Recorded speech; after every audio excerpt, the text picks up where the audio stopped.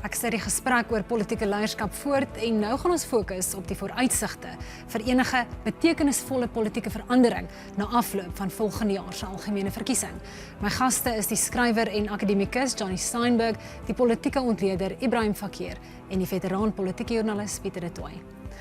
Jonny, so we spoke about the crisis we're facing now, so let's look forward. You recently wrote that there's zero chance that the ANC will lose a majority in next year's election. How do you see it playing out? Almost zero. Almost zero, yeah. Well, we don't know, and in a time like this, a lot can happen between now and the next election, so we don't know. But the chances are that they will either get a majority or close enough to a majority by getting a few minnows on board and governing again. I mean, that's the probability. And so if we look at the future, a big question is what is going to happen inside the ANC. You know, 30 years on, that remains the big question in South Africa. And very, very good chance that Cyril Ramaphosa is going to give up the presidency at some point between the 24 election and the next one. And so the question of who succeeds him is massive. The question of who Paul Mashatile is massive, and what sort of leader he may be. Do you agree with that assessment of the ANC's chances, Ebrahim?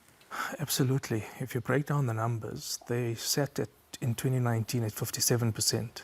And we can agree that there would be both a cumulative and compounded decrease in the ANC's percentage of the vote share and therefore the number of seats they hold in Parliament, right? But factoring in the major credibility crisis, they would need to lose close to 7 percentage points to completely lose the majority. And it's rare for such a major swing to happen. It can happen, but it appears unlikely. You need to then consider the moonshot, or the idea of a moonshot coalition. And it appears more pie in the sky to me, because for the DA to cobble together something over its 20%, it will itself need to get up to 25%, which is pretty difficult.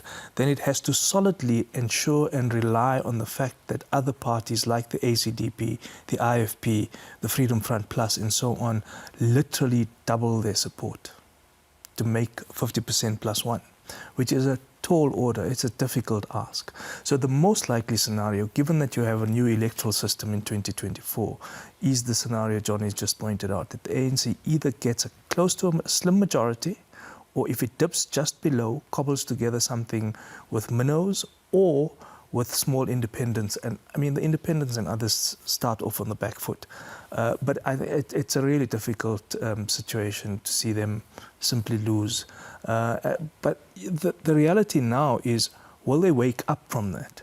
And the example in Nelson Mandela Bay and elsewhere is that when there is procurement, public spending, and so on at stake, and the kind of predatory politics which happens once you are in government, the stakes amongst the factions and fractions of the ANC are so high that they don't see the crisis and won't work together. They'll consistently undermine each other.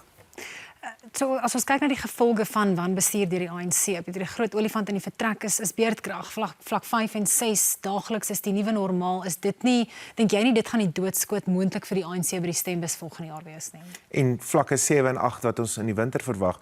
Die beerdkrag gaan die grootste kwessie vir die ANC wees, want beerdkrag is iets wat almal affekteer in hulle huise, en dit affekteer ANC kiesers en nie ANC kiesers tot 'n gelyke mate. Die ANC se groot uitdaging is om kiesers wat weggebly het van die stembus die afgelope paar siklusse terug te kry.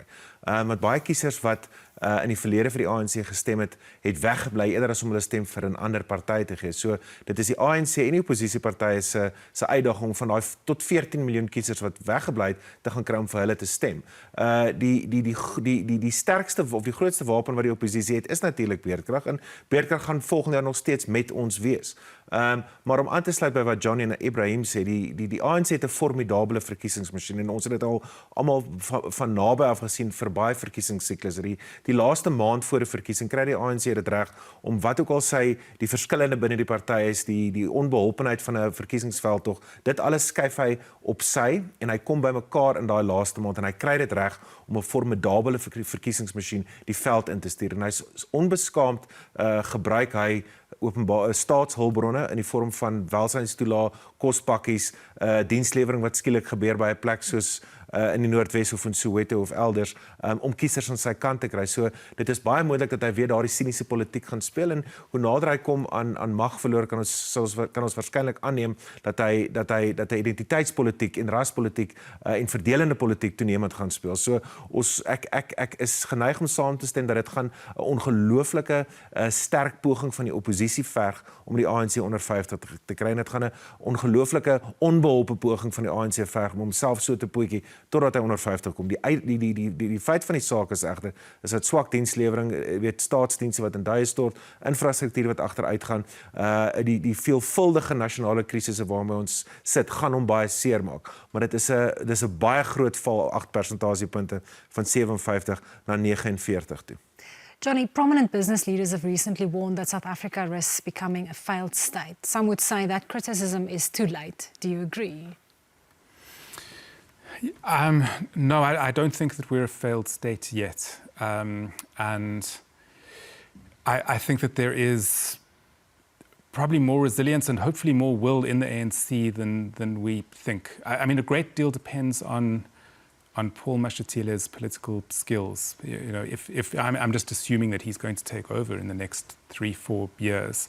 But I think that he probably is somebody who wants to succeed and knows that to succeed, this economy needs to grow at 3, 4, 5% a year.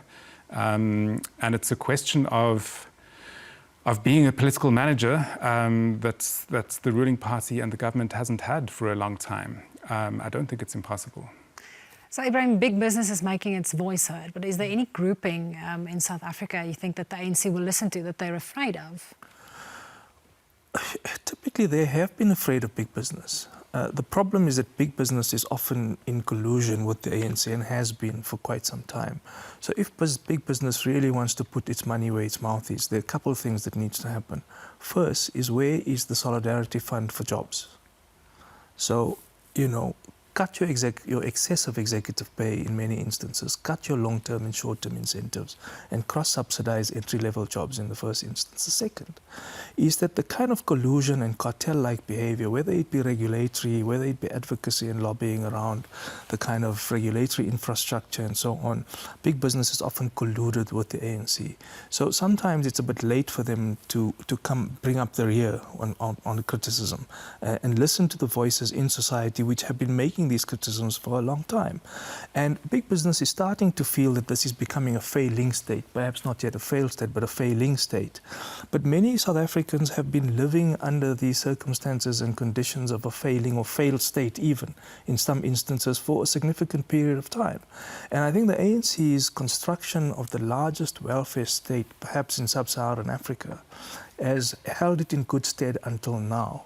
But I think what you have now is a citizenry who are not going to be bought by this idea that the welfare state is taking care of us. There's something more that people in society are looking for. And it has to come from jobs, right? And it has to come from growth. But that growth has to be redistributive. It can't be the kind of growth we had, under Mbeki in 98 to 2004, 2005, where it was growth, but it was not significantly redistributive.